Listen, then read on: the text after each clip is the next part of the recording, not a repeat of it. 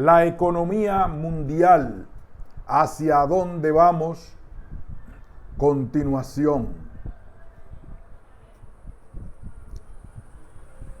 Como se puede apreciar, el déficit fiscal para algunos de estos países se ha incrementado notablemente, lo que complica aún más su situación económica y excede el límite establecido por la Unión Europea que, como se mencionó anteriormente, es del 3%.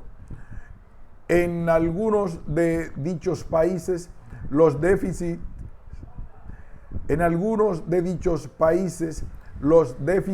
en cuenta corriente también se incrementaron fuertemente, mientras que en otros mejoraron debido a los ajustes realizados.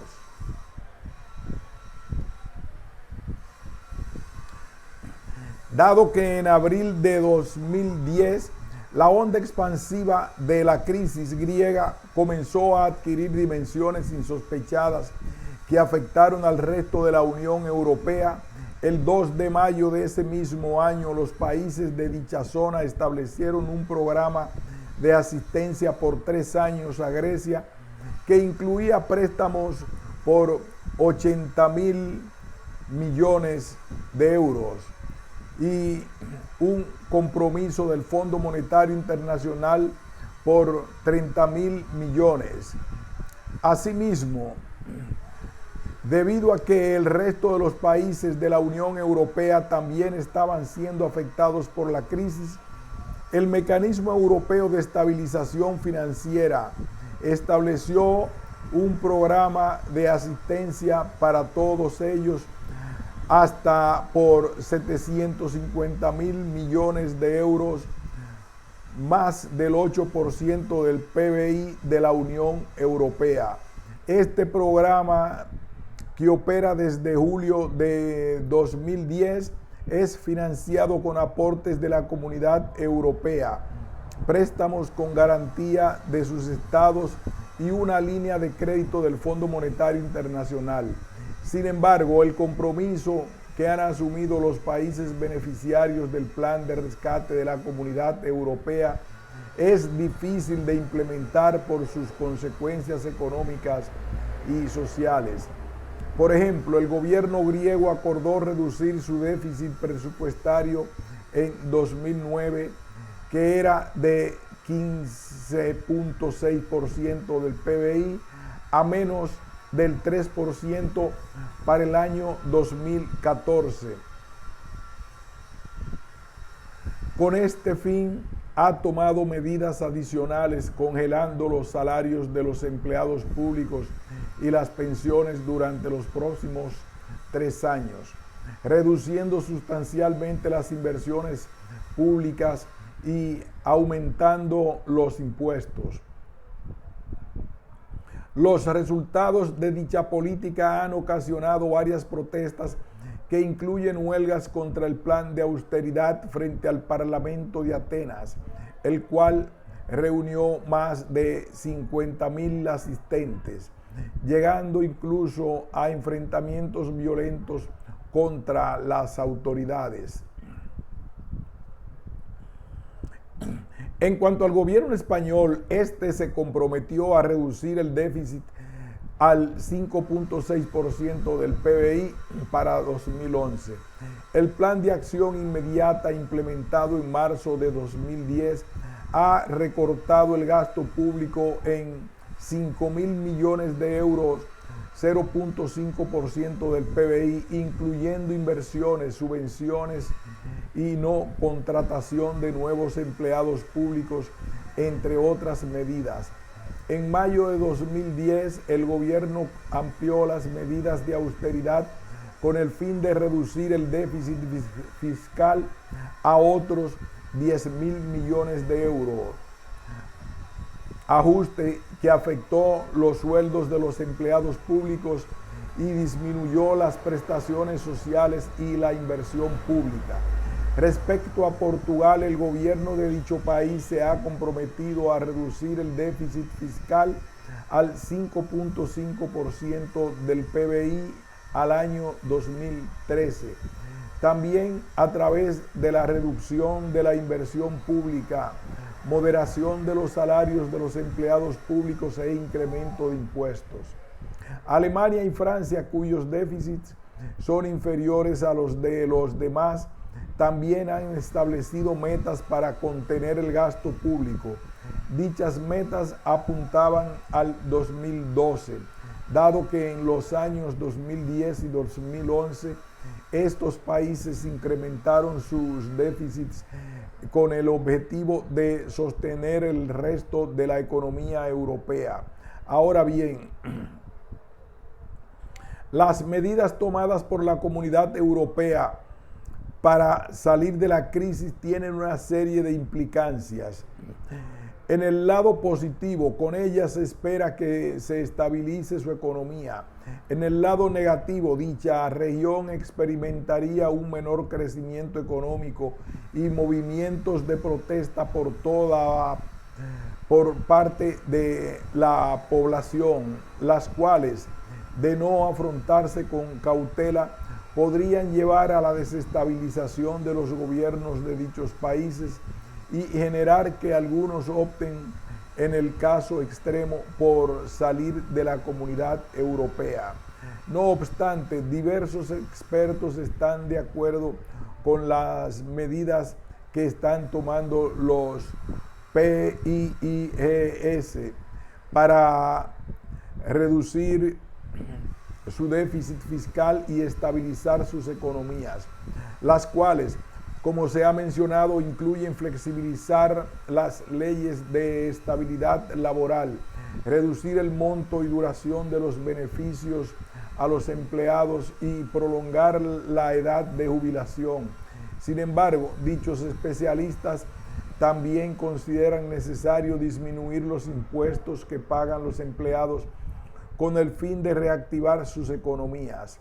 Con la intención de prever nuevas crisis, se han realizado avances significativos en la creación por parte de la Unión Europea de un marco de estabilización que prevea y reduzca los riesgos financieros en el futuro.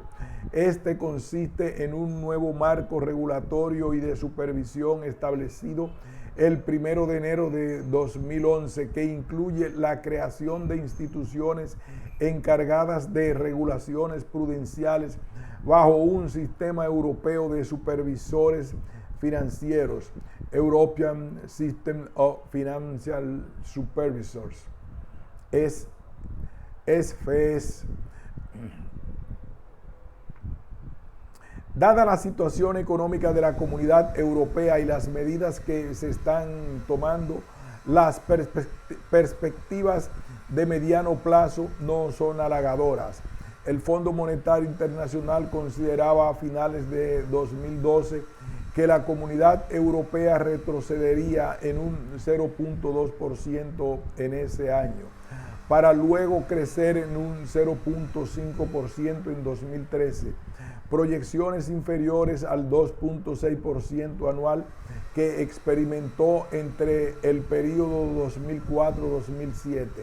Sin embargo, estas proyecciones parecen ser muy optimistas si se consideran los problemas actuales, como la situación de Grecia y otros países de la Comunidad Europea han seguido agravándose. Muchas entidades han revisado a la baja sus proyecciones, por lo que han cerrado el año 2012 con una tasa de crecimiento incluso ligeramente negativa. Así, de acuerdo con Blanchard y Leggett, parece ser que el impacto de las políticas de ajuste fiscal sobre las economías europeas sería mayor al esperado en los modelos de proyección, que lo obligaría al Fondo Monetario Internacional a revisar sus proyecciones. El menor incremento económico por sí solo no sería tan grave si no fuera porque está acompañado por elevadas tasas de desempleo, pérdidas de beneficios sociales a los que los europeos se habían acostumbrado durante décadas y protestas sociales que desestabilizan los gobiernos de dichos países. Un serio problema que afrontan los países europeos es la fragilidad de su sistema financiero. En este sentido, la calificadora de riesgos Moody's rebajó la calificación a 12 bancos británicos, incluyendo entre ellos a Lloyds, Royal Bank of Scotland y a Santander United Kingdom. Standard & Poor's, por su lado, ha rebajado la calificación a 10 bancos españoles, entre ellos Santander y BBVA. La calificadora Fitch ha rebajado la calificación de 6 bancos españoles, entre los que se encuentran Santander, Banesco y BBVA. Para hacer frente a esta situación, el Banco Central Europeo decidió reiniciar la compra de bonos garantizados y celebrar 2 subastas de refinanciación a un año para los bancos europeos. Sin embargo, tal como se ha mencionado, para el caso de Estados Unidos, los países de la Comunidad Europea también poseen una infraestructura productiva y de servicios que constituye una base sólida para su recuperación posterior. Consideremos como ejemplo las industrias de telecomunicaciones móviles, tales como Nokia, empresa finlandesa que es el segundo productor mundial de equipos de telefonía móvil después de Samsung. Los nuevos desarrollos en energías renovables, automóviles eléctricos y maquinaria y equipo altamente especializados. Ello permite esperar que después de algunos años la economía de la zona euro se recupere, aunque probablemente con tasas más bajas de crecimiento.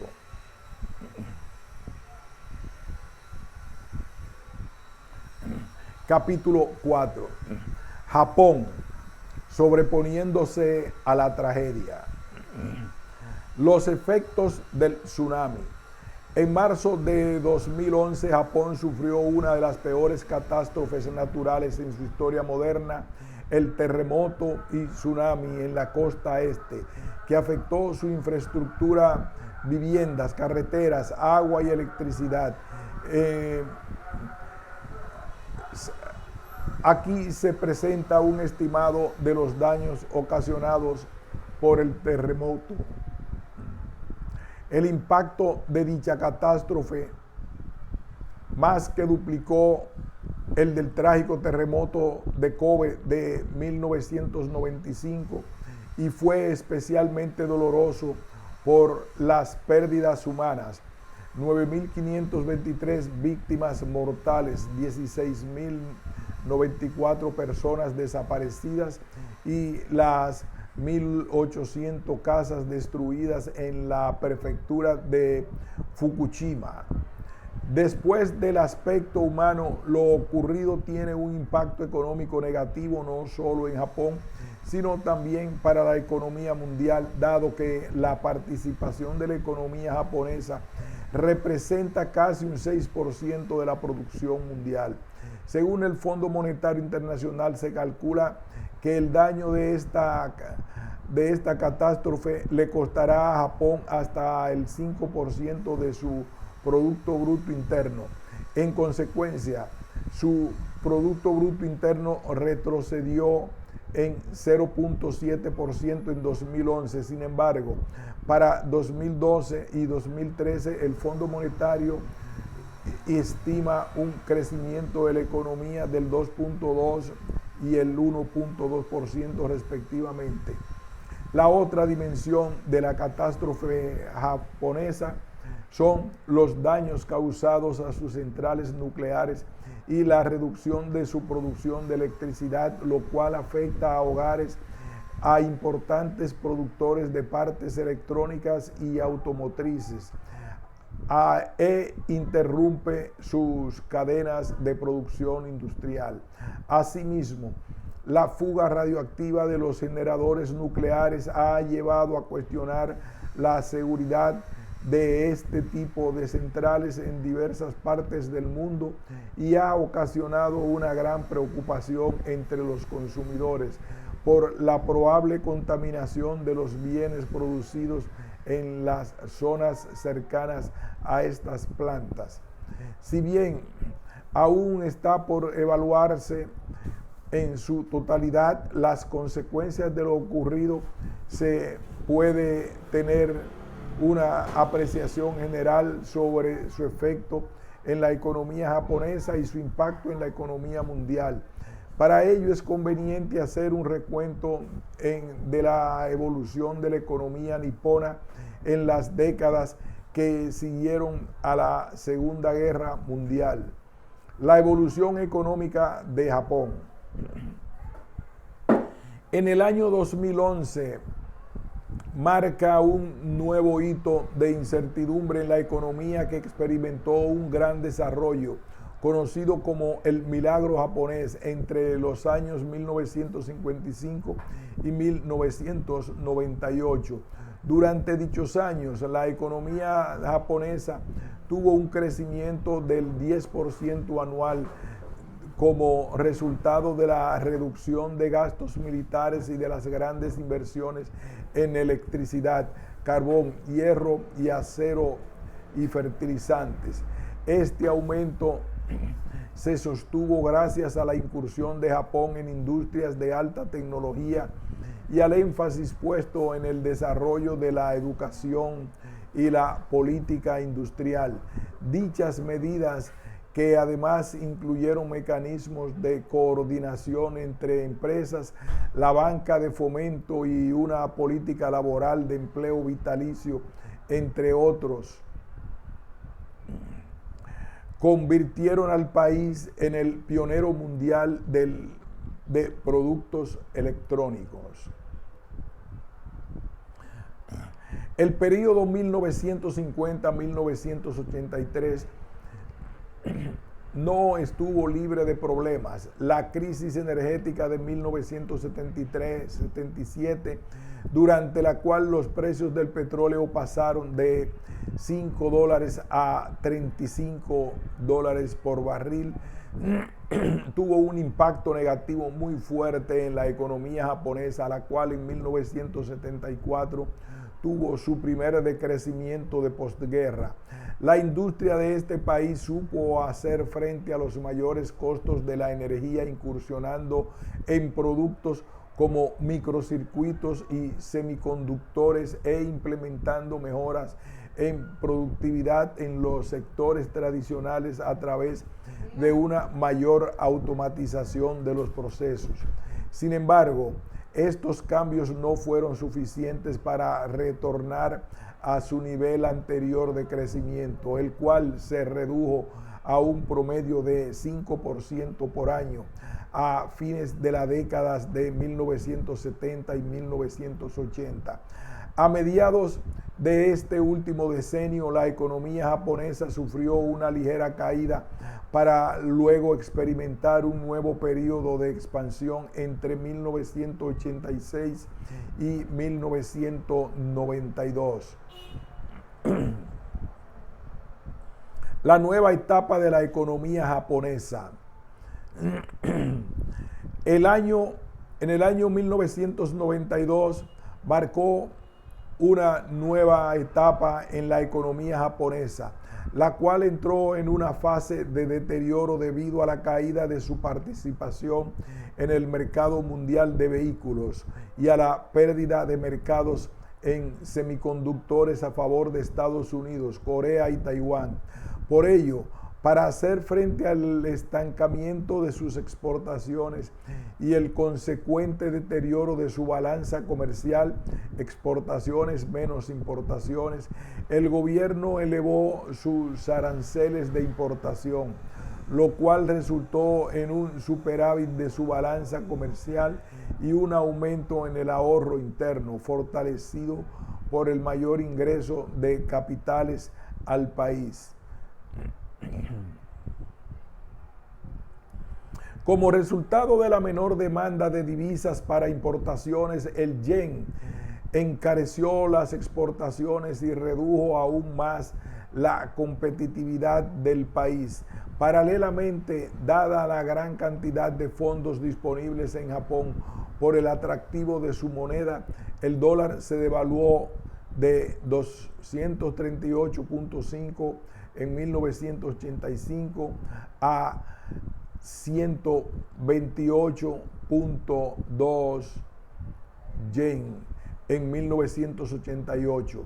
La bolsa de valores de Tokio experimentó un crecimiento sustancial, alcanzando su máximo del 29 de diciembre de 1989. Esta misma abundancia de fondos ocasionó el aumento del precio de las propiedades, que llegó a cifras altamente sobrevaluadas. En Ginza, Tokio, los terrenos llegaron a costar 1.5 millones por metro cuadrado.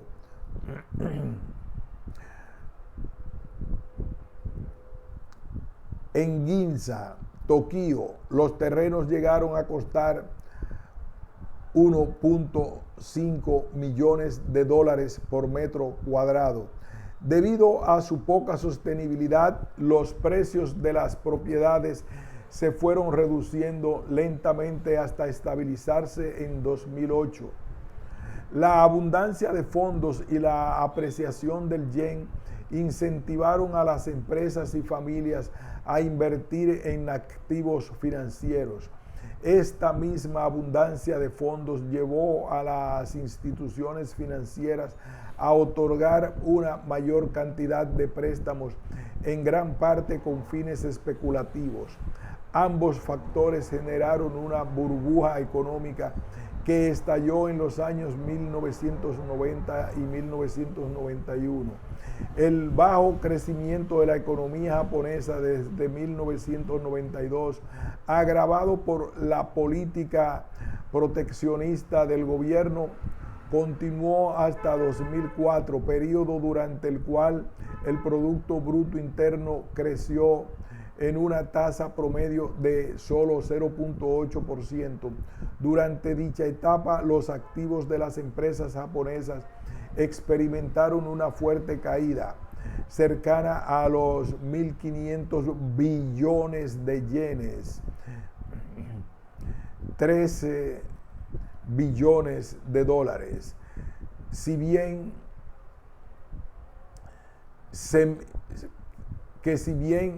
se miden respecto a su valor en 1990, lo que las llevó a una situación cercana al colapso financiero.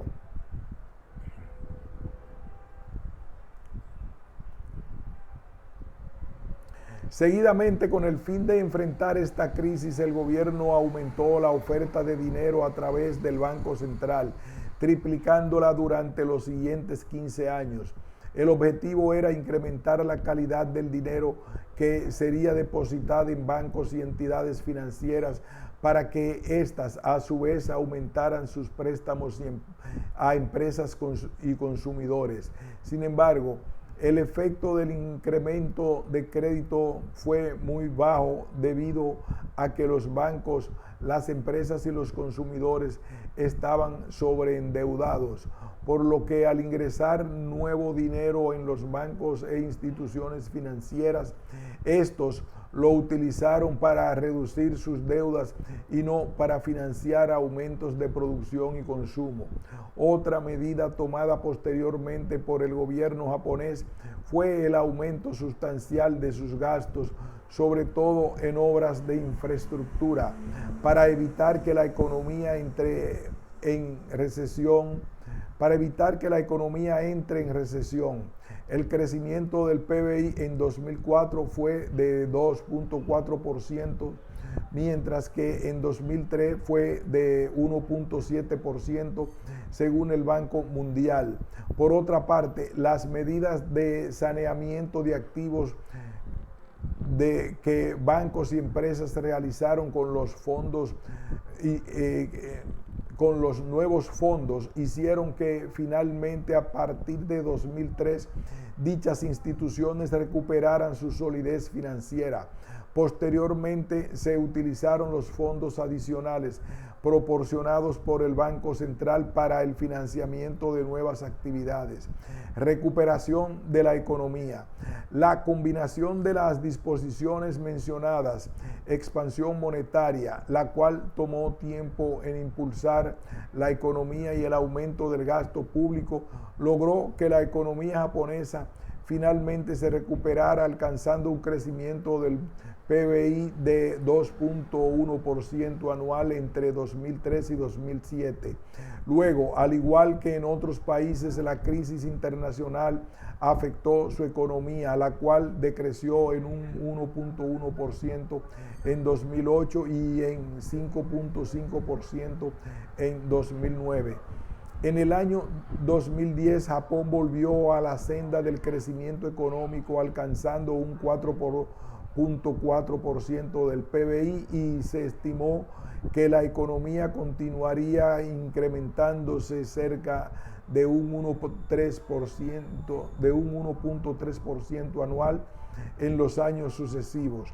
Sin embargo, como se indicó al principio de este capítulo, el terremoto de marzo de 2011 afectó tanto la producción como al consumo nacional. Empero, el mayor gasto público en obras de reconstrucción que ha emprendido el gobierno de Japón, que representa el 0.8% del PBI, debería contrarrestar parcialmente este efecto. Así, mientras que esta economía retrocedió en un 0.7% en 2011, creció en 2% en 2012 y se proyectan tasas positivas de 1.2% y 0.7% para ese año y el año 2013. Por tanto, si bien se podría considerar que la catástrofe japonesa no afectará significativamente su economía, el mayor gasto público aumentará el déficit fiscal y, por otro lado, aún más importante, las vidas humanas perdidas, la gran cantidad de gente que se ha quedado sin un lugar donde vivir y las enormes pérdidas en infraestructura del país significan un impacto negativo de largas consecuencias. El impacto del desastre ocurrido en Japón también tiene un efecto negativo en los países vecinos, dado que la caída en la provisión de insumos de alta tecnología provenientes de Japón y destinados a países del Asia, en particular a Malasia, Tailandia y Taiwán, está afectando a sus industrias, lo que persistirá hasta que estas naciones desarrollen fuertes alternativas de dónde adquirir dichos insumos. En conclusión, aunque el terremoto en Japón ha tenido un efecto muy grave en el bienestar de la población, en la infraestructura y en las empresas del país, las cifras de crecimiento económico no se han visto afectadas significativamente, pues el efecto de los gastos de reconstrucción le ha dado dinamismo a su economía.